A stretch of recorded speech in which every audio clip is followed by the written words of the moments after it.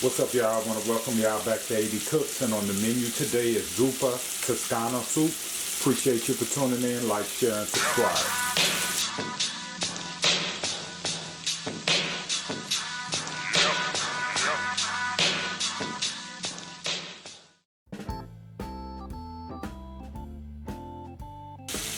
Okay, what we have in front of us is some Italian sausage.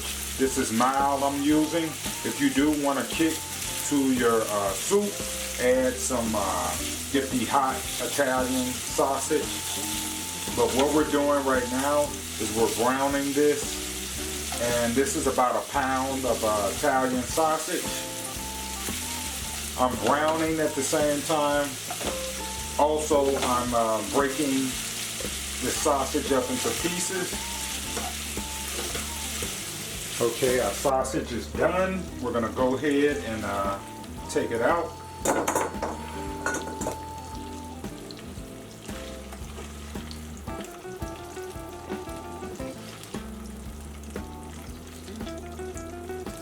Okay, once you've removed your sausage, we're gonna go in with about 4 slices of bacon.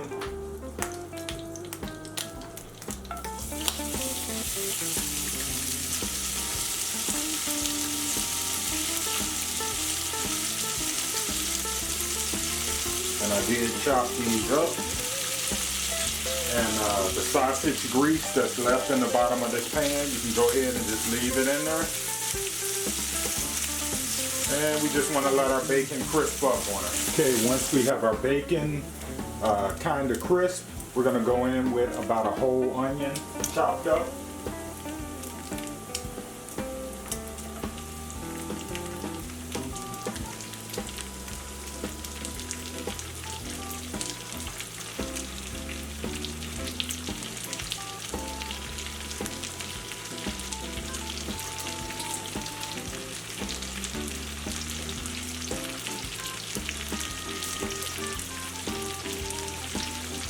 And we just want to get our onions soft.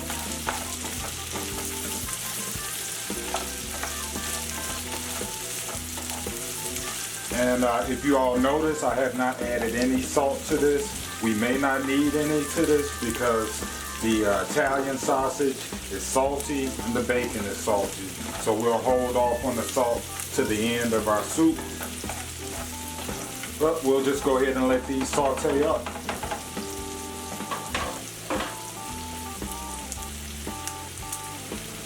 Okay, once your onions get to a stage, maybe the first stage where you're starting to notice that they're starting to soften, we're going to go in with our garlic.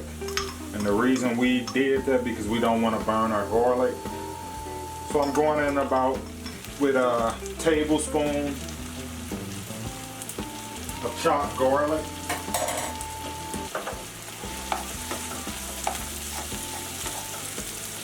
And we're just going to continue to let our onions and all of this flavor marinate together. No salt, no pepper at this point. And also, this is really a one pot type of dish, but for presentation purposes, I'm using my pan to cook this in. But I'll show you once I pull out the pot what I'm going to do. Alright guys, what I did was I removed everything that was in my pan and put it in my pot once my onions and my garlic and the bacon was sauteed and marinated enough together. And this is where we're going to finish cooking our soup in. And what I have in front of me is russet potatoes that I cleaned, skinned. I actually like mine with skin on it, but I'm trying this recipe without the skin on it. This is about 3 russet potatoes. We're gonna go in and add this. And we're not trying to cook it or sear the potatoes. Just gonna move things around.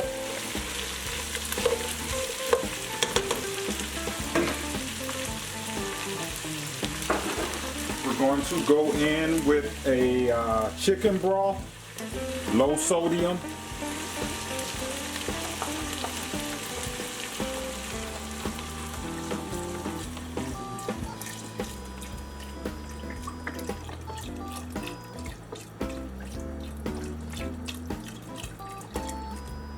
and we just want it to be kind of covered to the top of our potatoes, and that should be perfect. Also, we got to remember that we're adding our sausage. So what I may do is add a little water to it if I don't have enough liquid in there, and I think I will, because I do not have any more chicken broth. So we'll add a little water to it, and that should do us. What we're going to do is bring this to a boil.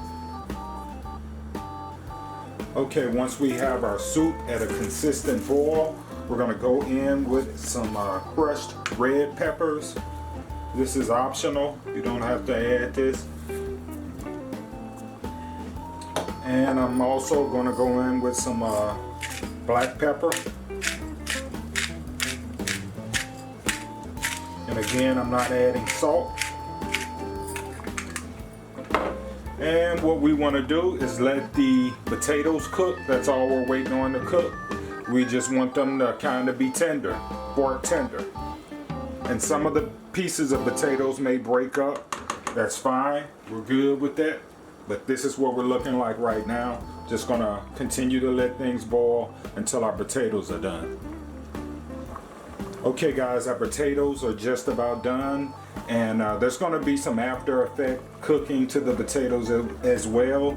So what we're going to do right now is we're going to go in with about a cup of heavy whipping cream.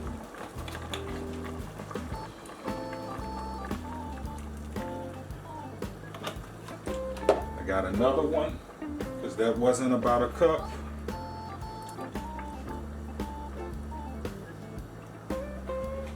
And also what I did off camera is I kind of scaled with my spoon some of the grease that comes from, or the fat or the grease that came from our sausage up out of it. So you can do that. Some grease is good in this.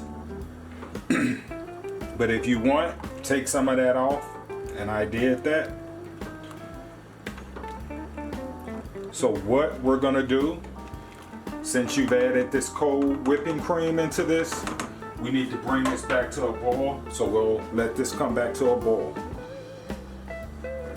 Okay guys, once we have our boil back, and I'm also gonna turn things down a little bit.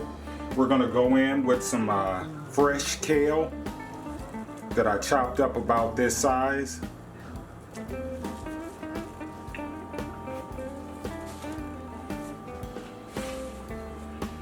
And depending on how much you want in there, it's up to you.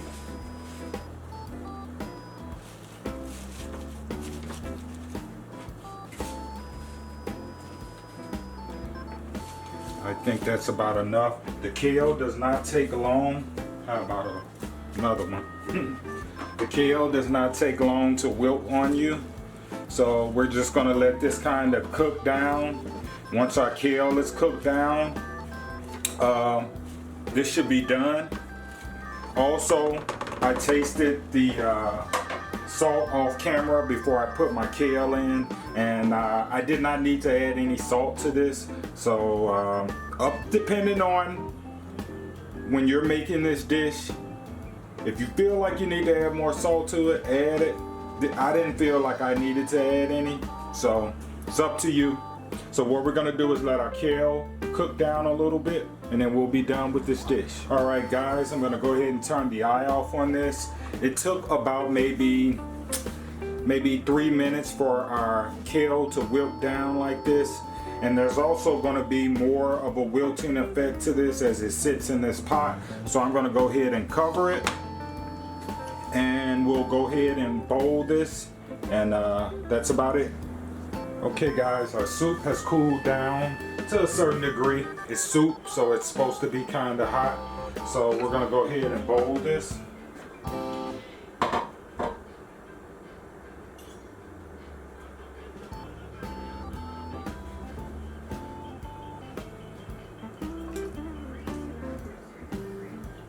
Got a little bit of our sausage in there.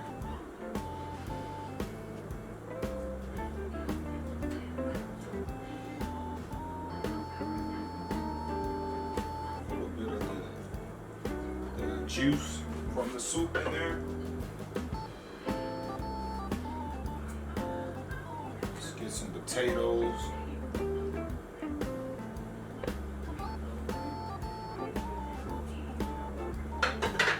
And we're gonna go ahead and top it with a little bit Parmesan cheese.